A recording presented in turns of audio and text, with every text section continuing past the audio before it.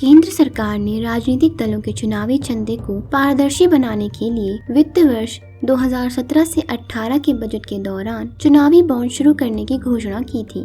जनवरी 2018 में लोकसभा में पूर्व वित्त मंत्री अरुण जेटली ने कहा था कि चुनावी बॉन्ड के नियमों को अंतिम रूप दे दिया गया है। आइए जानते हैं चुनावी बॉन्ड होता क्या है। चुनावी बॉन्ड का मतलब एक ऐसे बॉन्ड से होता है जिसके ऊपर एक करेंसी नोट की तरह उसकी वैल्यू या मूल्य लिखा होता है। ये बॉन्ड व्यक्तियों, संस्थाओं और संगठनों द्वारा राजनीतिक दलों को पैसा दान करने के लिए इस्तेमाल किया जा सकता है। ये चुनावी बॉन्ड 1000 रुपए, 10,000 रुपए, 1 लाख रुपए, 10 लाख रुपए और 1 करोड़ रुपए के मूल्य में उपलब्ध होंगे। इसे राजनीतिक दलों को मिलने वाले चंदे की प्रक्रिया में पारदर्शिता लाने की दिशा में एक महत्वपूर्ण कदम बताया जा रहा है। भारत का कोई भी नागरिक या संस्था या कोई कंपनी चुनावी चंदे के लिए बॉन्ड खरीद सकेंगे।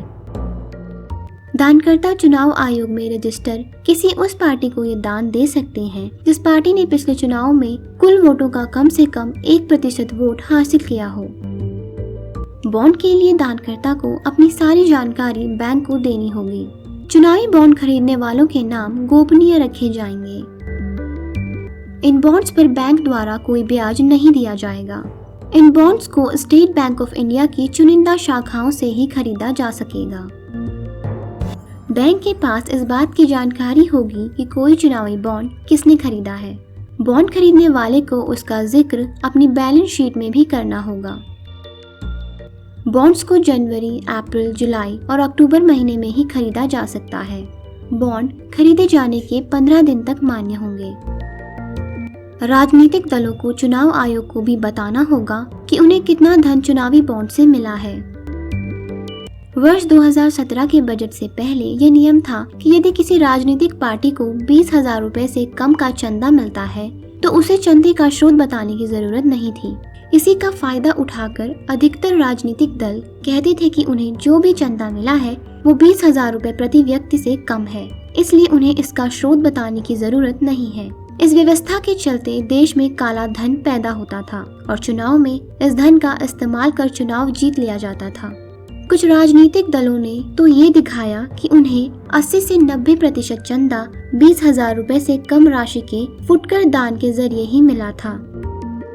चुनाव आयोग की सिफारिश के आधार पर 2017 के बजट सत्र में सरकार ने गुमनाम नकद दान की सीमा को घटाकर 2,000 रुपए कर दिया था।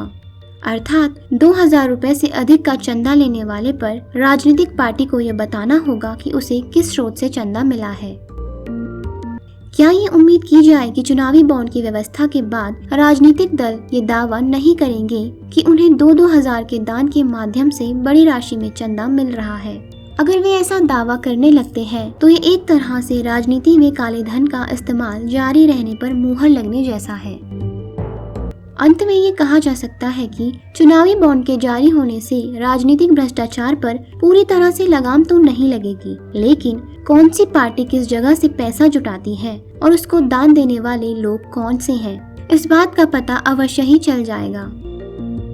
लेकिन कुछ लोगों का मानना है कि बॉन्ड खरीदने वाले की जानकारी गुप्त रखी जाएगी, इसलिए ये प्रयास अपने लक्ष्य को प्राप्त नहीं कर पाएगा और राजनीति में भ्रष्टाचार बना रहेगा।